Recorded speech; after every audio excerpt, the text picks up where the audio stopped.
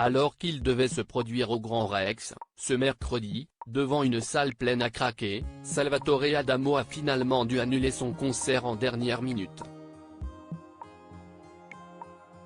Sa manageuse, Virginie Borgo-Bigot, a révélé que le chanteur avait notamment été affecté par un sujet d'actualité. La déception fut immense, ce mercredi 18 octobre, pour les fans de Salvatore Adamo. Le chanteur, qui devait se produire au Grand Rex, à Paris, a finalement dû annuler son concert, à la dernière minute.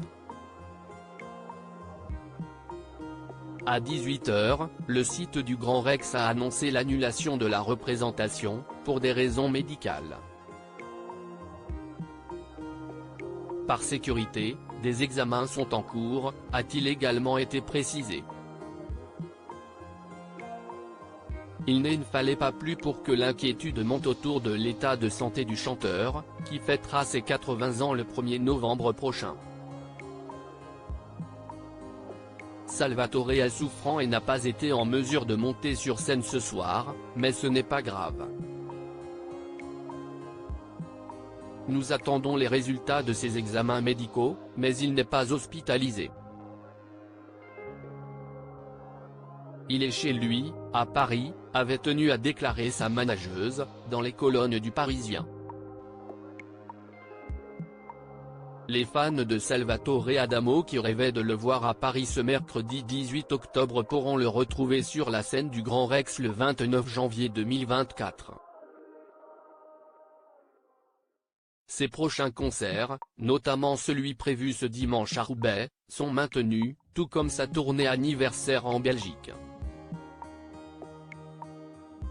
Salvatore Adamo affecté par l'actualité de ces derniers jours dans les colonnes du Parisien, la manageuse de l'artiste s'est également épanchée sur ce qui aurait pu provoquer la dégradation de son état de santé, notamment un sujet d'actualité omniprésent dans les médias.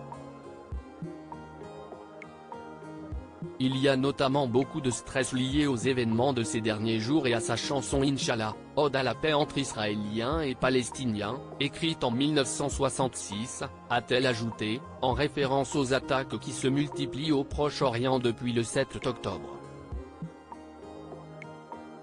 Requiem pour toutes les âmes, de ces enfants, ces femmes, ces hommes, tombés des deux côtés du drame, assez de sang, salam, shalom, chante Salvatore Adamo dans son titre percutant. En 1993, Salvatore Adamo avait modifié quelques paroles de sa chanson qu'il voulait comme une ode à la paix, après avoir été accusé d'y avoir tenu des propos jugés pro-israéliens. Diaporama, voir le diaporama.